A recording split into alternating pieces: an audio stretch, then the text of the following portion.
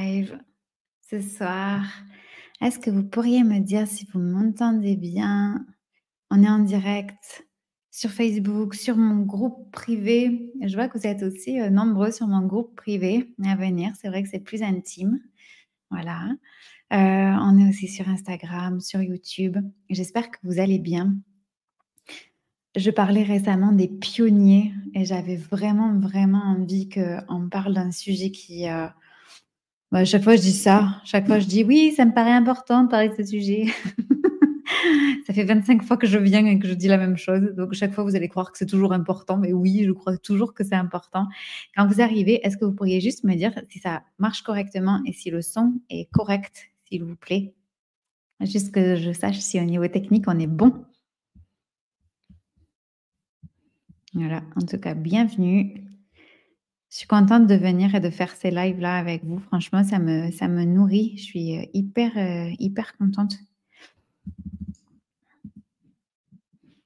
Yes, ça marche, trop bien. Je suis ravie. Merci beaucoup pour le petit signe. C'est cool.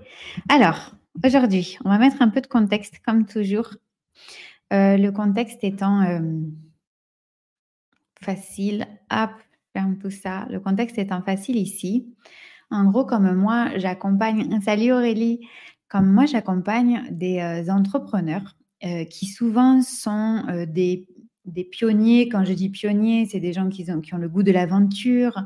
C'est des gens qui veulent aller plus loin que ce qui était déjà proposé, mais ils ont un peu peur en même temps. C'est des gens qui ont des idées hyper novatrices. C'est des gens qui sortent des cases. D'ailleurs, ils détestent les cases. Ils n'aiment pas mettre les gens dans les cases.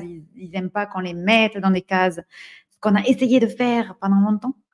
Et du coup, en fait, ils ont souvent ces entrepreneurs-là, ça doit être aussi ton cas, ils ont une difficulté qu'ils exposent de la manière suivante, et tu me diras si tu ressens exactement la même chose.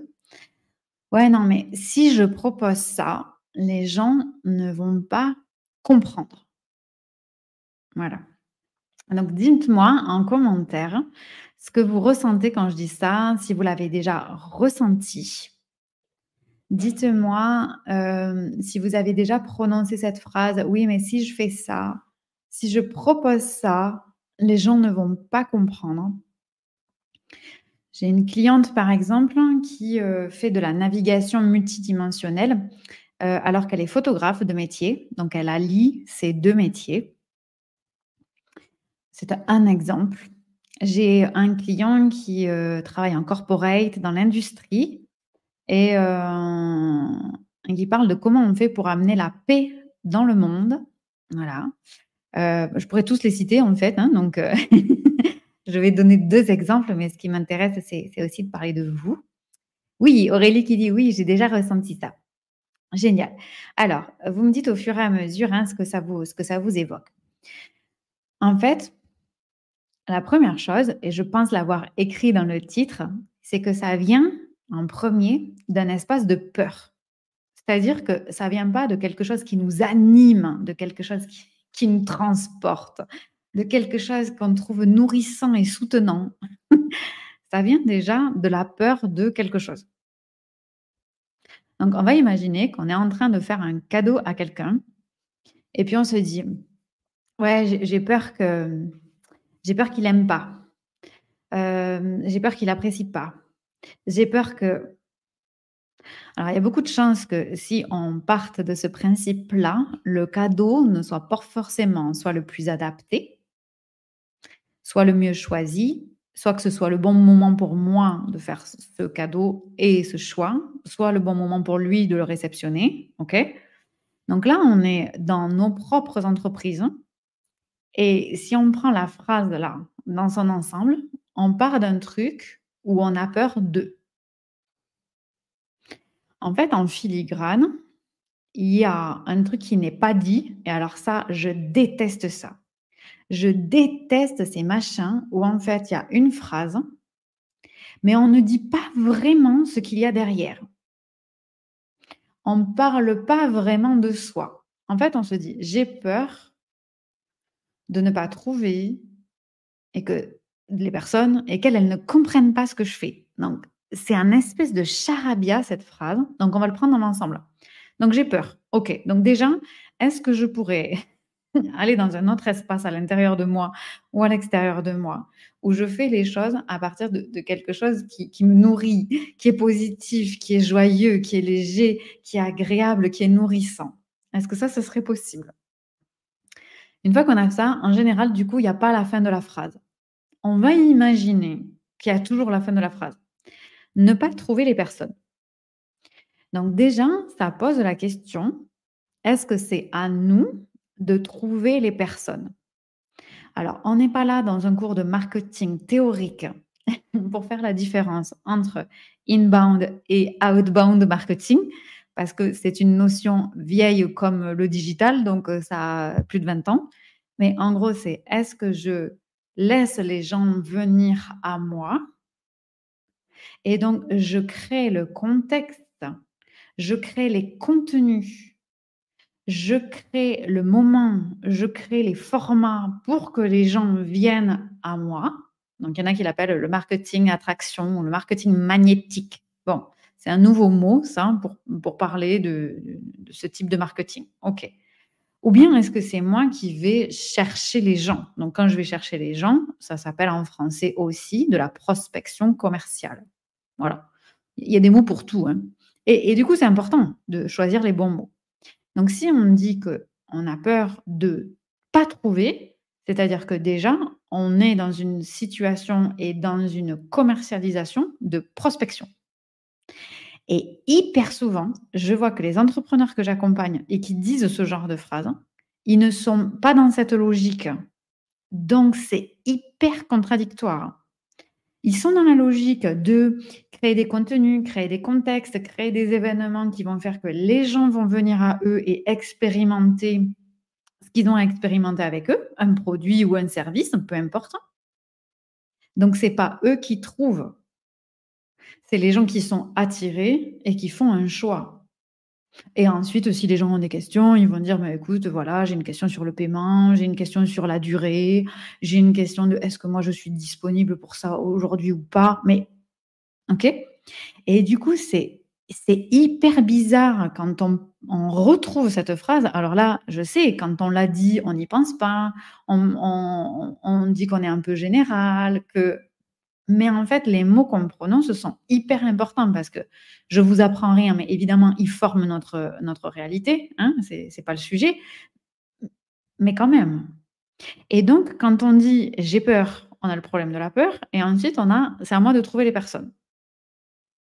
Donc déjà, première question, c'était est-ce qu'on peut retrouver là le sens de ce qu'on est en train de dire à partir d'un espace de joie, de légèreté, de quelque chose de nourrissant? Et le deuxième espace, c'est OK, est-ce que dans mon entreprise aujourd'hui, je fais de la prospection commerciale? Est-ce que c'est moi qui vais chercher les gens? Est-ce que par exemple, je vais en message privé chercher les gens et ben, commercialiser? Est-ce que je téléphone? Voilà, je prends mon agenda et je passe 15, 20, 30 coups de fil.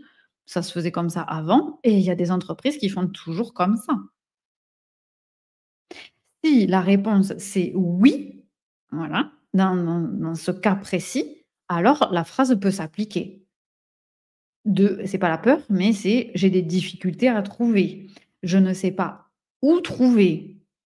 Mais les gens qui font comme ça, ils disent pas: «J'ai peur de ne pas trouver», puisqu'en fait, on a un avatar très précis et puis là, on le cherche sur, les réseaux sociaux, on le cherche sur, des agendas, des répertoires de professionnels, des répertoires de particuliers et cetera et cetera et cetera. OK? Donc dites-moi, en commentaire, vous êtes très sage aujourd'hui. Ça fait 2 soirs que vous êtes hyper sage. Les jours rallongent pourtant maintenant. Hem, dites-moi si vous faites de la prospection commerciale, donc si vous allez vraiment activement chercher vos futurs clients ou pas. Voilà. Comme ça, déjà on va voir ce qui s'applique ou ce qui s'applique pas dans cette phrase. Parce que finalement, on construit quelque chose qui est basé sur quelque chose qu'on ne fait pas. C'est comme si je disais: «Ouais, j'ai hyper peur de me blesser là en faisant du sport». Mais en fait, je fais pas de sport. Alors, pourquoi tu as peur de te blesser en faisant du sport si tu fais pas de sport? D'ailleurs, les gens qui font du sport, en général, ils disent pas: «J'ai peur de me blesser». Ils disent: «Ah ouais, c'est trop bien, j'ai eu telle performance, là je suis pas très content, je vais améliorer, il faut que je m'entraîne sur ça, ou il faut que j'ai un meilleur mental, ou il faut que j'y aille plus régulièrement». OK? Alors, Aurélie qui dit: «Je t'écoute religieusement, merci». Alors, oui, je vais les chercher activement. Aurélie: «Oui, je commence à prospecter un peu, mais pas à froid». Alors, toi qui es là et je ne vois pas ton prénom parce que tu es sur mon groupe, tu écris: «Je prospecte avec difficulté car je passe mon temps à essayer de connaître le tarif de ma concurrence». Génial. Donc, l'idée c'est, si c'est pas une peur, mais c'est une difficulté à trouver, la question c'est, on définit, ben, avec qui on veut travailler. J'y reviens juste un peu plus tard. Et comme ça, on va avoir des indications très claires sur notre prospection à froid. Mais en général, vous êtes d'accord que quand on fait de la prospection commerciale pure, hein, voilà, on va chercher nos clients. Donc là, on est dans un marketing d'avant digital, OK? Hem, alors on n'a pas peur de ne pas trouver. On a des difficultés à trouver. Mais c'est pas une peur, ça vient pas d'un espace de peur. OK? Vous me dites. Et ensuite, on a la fin de la phrase, c'est qu'ils comprennent ce que je fais. Et là, en fait, c'est très étonnant parce que c'est comme si on imaginait des gens qui ne soient pas intelligents. C'est comme si on pensait, non mais moi je comprends bien ce que je fais, c'est clair pour moi, mais par contre les gens ils sont vraiment trop bêtes pour comprendre quoi. Et donc, je dis ça un peu pour vous pousser, hein, évidemment.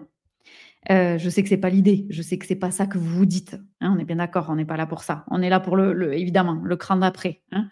Hem, la question, c'est si vous, vous comprenez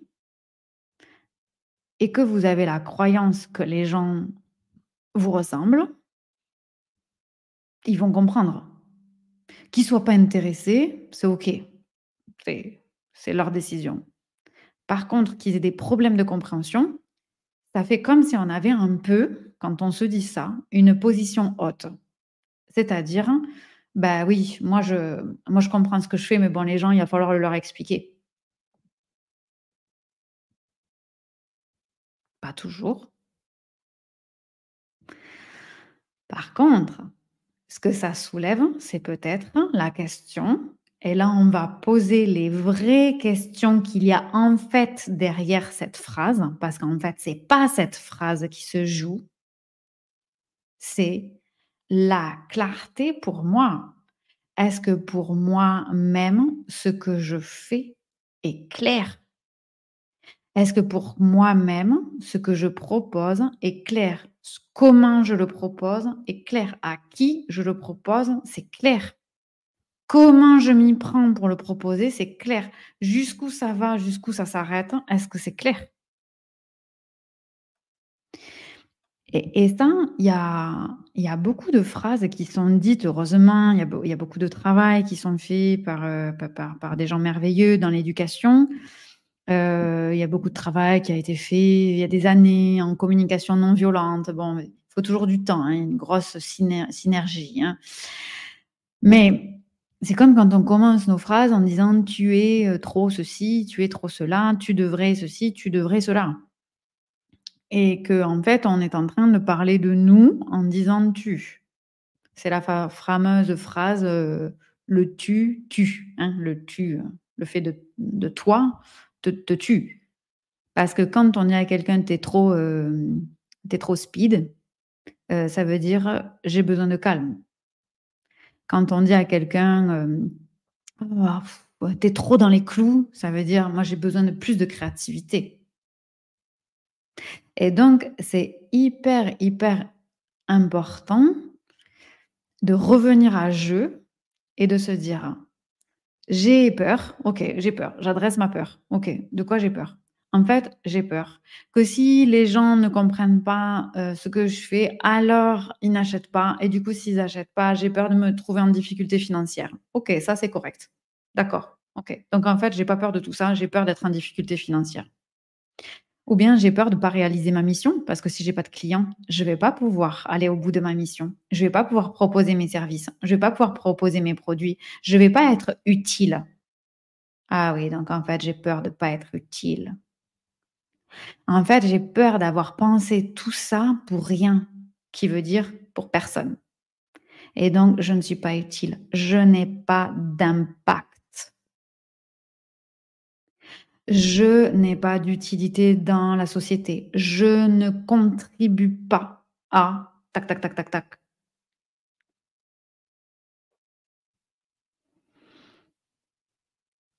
OK. Donc, essayez d'aller à l'intérieur de vous, là, et de vous demander, quand j'ai peur, quand je me dis ça, en fait, de quoi j'ai vraiment peur. De quoi j'ai vraiment peur quand je me dis ça? Parce que se dire que ça se limite vraiment, au truc hyper, littéral du, «J'ai peur que les gens ne comprennent pas», c'est en tout cas, si on est dans la dimension dans laquelle moi j'accompagne mes clients, c'est du bullshit. C'est pas là que ça se joue.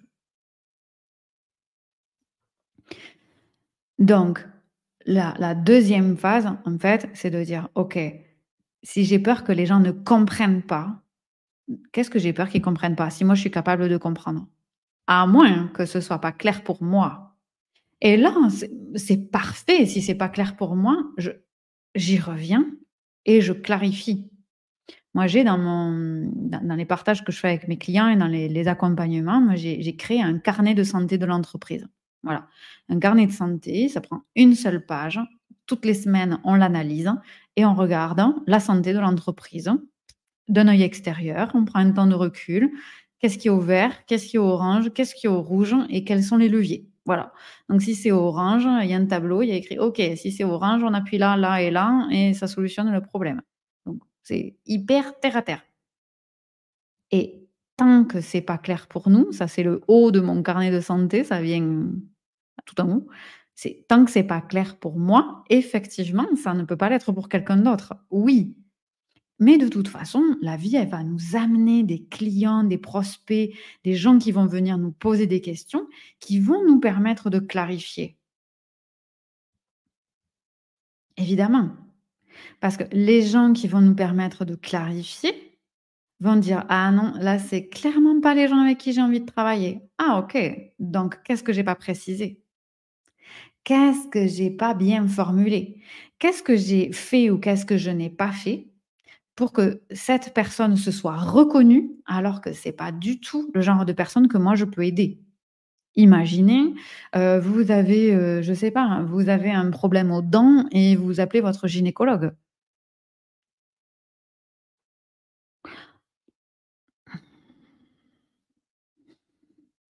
Donc le gynécologue, il va se dire: «Ouh là, la petite dame là, ça allait pas trop bien son hein?» hem, il va jamais se poser des questions sur la clarté de son métier ou la clarté de son offre, hein. Parce que le gynécologue, il a une chance inouïe, c'est que la majorité des gens savent quel est leur métier. Et à la fois, moi qui ai vécu en Irlande, j'y ai vécu de nombreuses années, la gynécologie à ce moment-là n'existait pas. Il y avait l'obstétrique, mais il y avait pas de gynécologue. Donc il suffit de faire quelques kilomètres, de traverser un peu d'eau et puis on n'a pas du tout le même point de vue. Donc la question va être que peut-être, hein, ce que tu proposes là est innovant et moi que les gens que j'accompagne, ils sont dans cette phase-là, c'est innovant, ça n'existe nulle part ailleurs. Ça ne s'est peut-être jamais vu sur ton marché, sur le marché. Peut-être que tu ne l'as jamais vu. Alors là, je vais faire un symbole là. Moi, j'étais rentrée dans un mastermind et puis, et quelqu'un dans ce mastermind dit: «Ouais, moi je vais vachement innover». en fait, je vais proposer aux gens de payer ce qu'ils veulent. Et moi, j'ai dit: «Ben, pour moi, c'est pas une innovation». Moi, j'ai commencé à travailler et j'ai fait ça il y a 11 ans. Donc si moi-même je l'ai fait il y a 11 ans, imagine le nombre de gens qui l'ont fait avant. Donc non, c'est pas innovant. Je suis pas d'accord pour dire que ça disrupte. Ça disrupte rien du tout, ça innove rien du tout. Par contre, ça innove pour moi, dans ce cas. Mais alors là, il faut s'exprimer correctement. J'innove par rapport à tout ce que j'ai fait jusque-là. J'innove par rapport à moi, par rapport à mes croyances et c'est OK, c'est OK, c'est OK. Mais du coup, une fois qu'on se dit ça, on n'a pas de peur que l'autre ne comprenne pas, vu que peut-être l'autre, il connaît déjà. Peut-être que l'autre, il a déjà pensé à cette idée, mais il l'a jamais faite. Peut-être qu'il y a des gens qui connaissent très bien la navigation multidimensionnelle d'un côté et la photographie de l'autre. Et du coup, bah, ouais, ça va aller ensemble. J'envoyais à une cliente hier, pour sourire, un, un monsieur qui est barbier et qui est chanteur professionnel et donc il s'appelle, The Singer Barber et du coup, il reçoit les gens et il chante, bah, c'est un professionnel, quoi, donc il chante, très bien et il a allié de 2 métiers et les gens qui vont, ils chantent avec lui, c'est super beau et 2 métiers et lui, il en a fait une force. C'est moi ça, ce que j'accompagne. Alors, Aurélie qui pose la question, est-ce que vraiment on innove? Est-ce que tout n'a pas déjà été fait et au final on recycle plus qu'on innove? Exactement. Et peut-être que tu vois, Aurélie, c'est aussi le fait d'aller s'inspirer de d'autres marchés, de marchés à l'international, par exemple. On va, hop, rapporter et puis on le met dans notre goût, on le traduit dans notre époque, dans notre goût, ou bien on le ramène de notre histoire ou d'une autre histoire et on le met au goût du jour. Exactement. Et du coup, pour moi, les mots sont très importants là-dedans parce que quand on se dit j'innove, c'est par rapport à ce que je connais. Et donc, cette peur, elle vient aussi du fait qu'on imagine que si c'est inconnu pour moi, ça va être inconnu pour tout le monde. Mais alors, en fait, peut-être qu'il y a des gens qui, il y a des gens qui connaissent très bien et qui se disent: «Ah bah chouette, enfin, enfin ça a été fait, enfin». Ce qui est sûr, c'est que quand on crée des métiers comme ça, qui sont inspirés de plusieurs choses, qui viennent de plusieurs tendances, qui regroupent des choses qui n'étaient pas censées fonctionner ensemble. Alors ça c'est mon grand dada, quoi. Ça, c'est c'est le métier que je fais avec le plus de joie. C'est faire fonctionner des trucs qui n'étaient pas censés fonctionner ensemble, où tout le monde dit que ça va pas fonctionner ensemble et forcément ça marche. Ça vient juste puiser des ressources dans un autre endroit, dans, notre vie d'entrepreneur, dans notre message, dans notre vocabulaire, dans le temps qu'il faut pour expliquer, dans notre compétence à expliquer de mieux en mieux chaque jour ce qu'on fait, comment on le fait, pourquoi on le fait, avec qui on le fait, ça, oui. Je voyais hier une boîte, là, c'était très intéressant. Moi, je passe beaucoup de temps, hein, à faire des études marché et je voyais des jeunes qui ont créé une entreprise qui est basée sur, un régime sans sucre, mais avec, une autre façon d'apporter du sucre. Je mettrai le lien dans les commentaires et donc c'est hyper intéressant parce que forcément, il y a un temps qu'on appelle d'éducation pour faire connaître une alternative. Donc ça prend de la passion, ça prend de la patience, mais on est là, on n'est plus dans un métier, on n'est plus dans une offre, on n'est plus en train d'expliquer notre offre. En fait, là, on est dans une mission. Et donc, forcément, ça prend pas la même énergie, ça prend pas la même passion. Moi, par exemple, aujourd'hui, ça fait 11 ans que je suis entrepreneur. Ma boîte, elle était rentable en moins de 6 mois. Je pourrais créer des programmes sur comment faire du cash, comment faire de l'argent, comment je pourrais, ce serait plus facile. On vient taper sur un truc que tout le monde cherche, facile. C'est une opportunité de marché, c'est OK. Moi, je suis pas fabriquée comme ça. Je suis pas fabriquée comme ça et en 11 ans, je peux vous dire que les tendances, elles durent 2-3 ans maxi, elles se renouvellent. Donc là, on en est à il faut être unique, il faut faire à sa propre sauce. Bon, alors évidemment, ceux qui sont là depuis longtemps se disent: «Oui, oui, oui, c'est ce qu'on dit depuis 15 ans», bon voilà. En même temps, on est toujours là du coup. Mais avant, on disait pas ça avant. Il y a 2 ans, on disait: «Non, moi j'ai une méthode, je te la donne, tu l'appliques, ça va marcher». Voilà, ça change. Tous les 2-3 ans, il y a un nouveau truc qui se fait. Et du coup, si on répond à ces opportunités du marché, les gens vont forcément comprendre ce que vous faites, puisque vous y répondez. Vous ne créez pas une nouvelle chose. Vous ne répondez, dans ce cas-là, qu'à un besoin. Mais quand on crée la réponse, ah bah forcément, ça demande d'expliquer, ça demande d'éduquer, ça demande du temps, de la passion, de la patience. Ça peut aller vite, mais ça va chercher en nous de nouvelles ressources. Ça vous paraît clair ce que je dis? Dites-moi.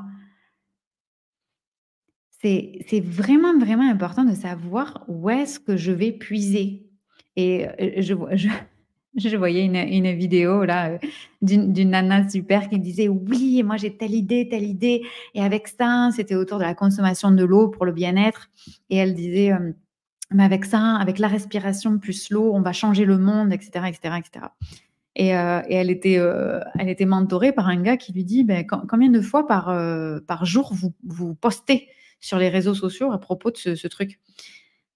Et là, elle est hésitante, hein. Alors il change sa question et il lui dit, «Combien de fois par semaine, hein, du coup, vous postez?» Et elle répond, 1 fois. Parce qu'on n'a pas le temps, parce qu'on développe, parce que il lui répond, le gars, il lui répond: «Comment ça, vous postez qu'une fois?» Et il dit: «Mais en fait, sortez d'ici. Soit vous voulez changer le monde, mais on ne peut pas changer le monde avec un post par semaine, c'est sûr». Donc soit on est dans une mission profonde et du coup, ce n'est pas de la motivation, ce n'est pas de, la persévérance. C'est qu'en fait, ça fait partie de la mission. Mère Teresa, je disais ça à une cliente l'autre jour, Mère Teresa, elle s'est pas dit: «Bon allez, pour éradiquer, la faim dans le monde, bon, bon allez, on va faire 4 posts, je vais tenter 3 lives. Ouais et puis si ça prend pas, on verra, hein, mais j'espère que ça va marcher vite, hein». Elle a dédié sa vie, sa vie à ça. Donc effectivement, quand on est dans un concept de mission, j'ai une mission dans, le monde, dans ma communauté, j'ai une mission de contribution, je veux apporter une pierre à l'édifice. On ne va pas chercher les ressources, notamment de communication, au même endroit que quand on veut juste faire du fast cash et que, on veut juste, faire nos 100 000 € par an. Bah, c'est sûr, c'est sûr. Donc la question c'est d'où, où vous allez? Où vous allez? Est-ce que vous êtes dans une mission ou est-ce que vous vendez, une offre qui répond au marché? Et dans ce cas, si vous êtes dans une offre qui répond au marché, il faut juste être clair dans son message. Mais bon, ça, vous allez choper, les termes chez les concurrents et c'est bon. Pas de ChatGPT, hein. Vous avez vu, ça a été annoncé, hein. Les contenus créés par les intelligences artificielles sont 5 fois moins visibles que les contenus humains. Il fallait se douter, mais les chiffres sortent là maintenant, donc c'est intéressant. Donc, je ferme la parenthèse. Donc, là, vraiment ce que j'avais envie de partager avec vous aujourd'hui, c'est que quand on a peur de ne pas trouver les personnes et qu'on a peur que ces personnes ne comprennent pas ce qu'on fait, on revient déjà à soi. Est-ce que c'est clair? Est-ce que c'est clair pour moi? Et souvent, on s'aperçoit que c'est pas le cas, que c'est déjà pas clair pour nous. Qu'il y a des trucs qui sont un petit peu, malléables, qu'il y a des trucs qu'on a un peu à peu près, À peu près, on a fait à peu près. Et du coup, aujourd'hui, c'est à peu près. Et du coup, on a peur. Et du coup, on l'a imaginé que les gens vont pas comprendre ce qu'ils font, ce qu'on fait. OK? Donc on revient toujours à soi. OK? Et aussi, on se dit que les gens sont aussi intelligents, qu'ils vont comprendre. Et si on est dans une mission, et donc ça doit être ton cas si tu es toujours là, si on est dans une mission, honnêtement, on ne peut pas penser que les gens, ils vont forcément être intéressés tout de suite, qu'ils vont comprendre tout de suite, hein. Et alors? C'est à nous, d'aller chercher à l'intérieur de nous les ressources et surtout d'être, comme les pionniers, comme les aventuriers où chaque jour, on va faire un effort. Chaque jour chaque jour, on va progresser dans le fait de délivrer notre message. Moi, par exemple, je fais des lives depuis 2 ans. J'en fais beaucoup et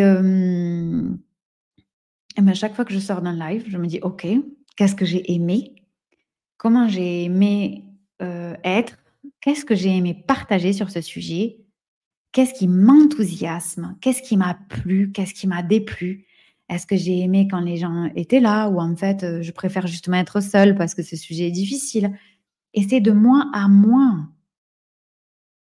Déjà, pour moi, apprendre chaque jour à devenir meilleure dans ma façon de partager les sujets qui me semblent essentiels. Donc avant d'avoir peur que les gens ne comprennent pas ce que je fais, je m'assure déjà, moi, de bien comprendre les bordures de mon propre, service ou produit. Et en général, je peux vous promettre, quand on est déjà clair pour soi et avec son équipe, quand on a une équipe qui nous soutient, quand on est clair et qu'on y va ensemble, et notre équipe, elle nous aide beaucoup, hein, à être claire parce qu'elle qui vient de l'extérieur, elle a besoin de cette clarté. Et du coup, déjà, on n'a plus peur. On n'a plus peur et on n'a plus peur que les gens ne comprennent pas parce qu'on sait qu'au fur et à mesure, les gens, ils vont comprendre parce qu'on va s'améliorer, on va devenir meilleur, meilleur, meilleur. Et c'est comme du sport, on ne se dit pas: «Tiens, je vais monter sur un je sais pas, sur, un skate et je vais devenir champion de France demain matin». Il y a personne qui se dit ça. On se dit peut-être qu'il y a des gens qui rêvent de faire cet entraînement de manière intensive, courte et de devenir meilleur vite. Ça, c'est tout à fait possible, mais on sait que ça prend de l'entraînement. L'entrepreneuriat l'entrepreneuriat est un sport de haut niveau. Donc si vous avez du temps dans vos vies, prenez des autobiographies ou des biographies de grands sportifs, vous prenez le sport que vous voulez, ce sera toujours intéressant et prenez la symbolique et appliquez-le dans votre entrepreneuriat. On fait un sport de haut niveau et donc ça demande des ressources d'entraînement et de maîtrise. Voilà et on s'améliore chaque jour et on devient meilleur par rapport à soi. Et donc les gens, ils vont comprendre parce que les gens, en fait, ils sont intelligents. Et les gens et on va finir par ça, les gens qui ne comprennent pas, ce ne sont pas vos gens.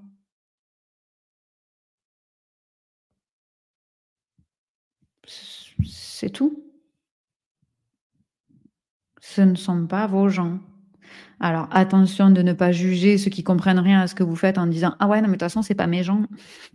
Parce que peut-être que c'est juste vous qui êtes pas clair aussi avec vous-même, mais et ça vous le voyez. Vous le voyez dans le regard des autres, vous le voyez dans le comportement physique des autres, vous le voyez les gens quand vous leur présentez un truc et qui sont comme: «Ah ouais, mmh, ouais, ouais, ça a l'air intéressant.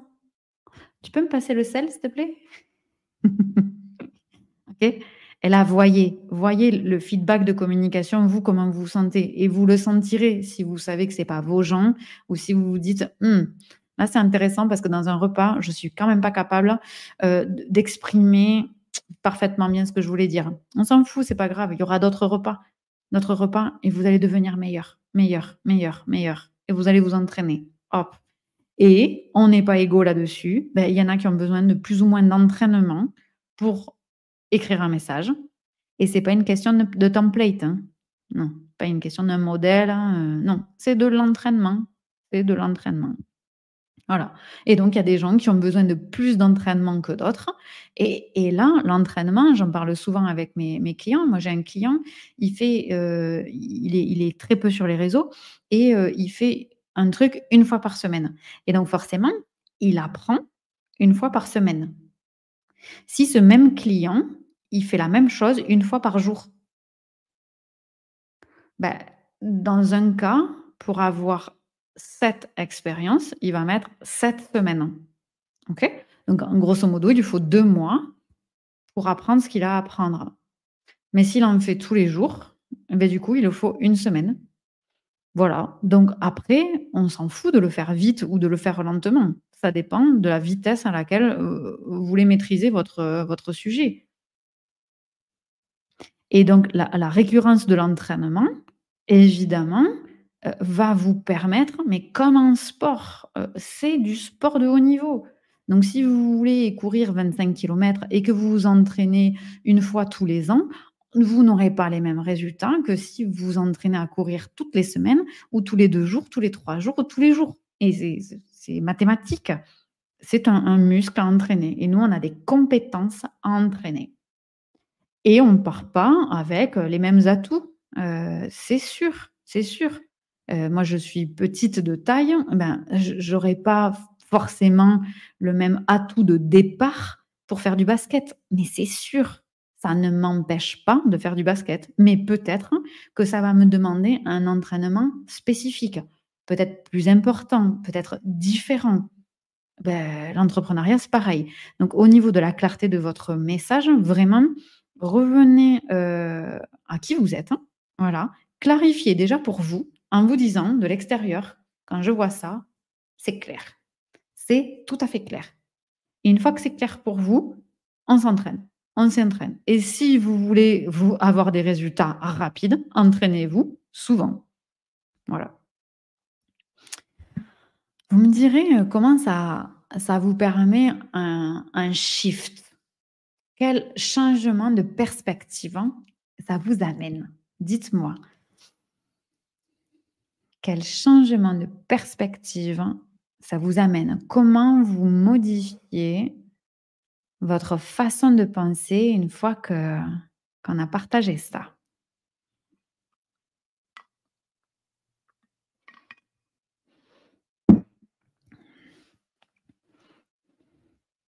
Je vais attendre de vous lire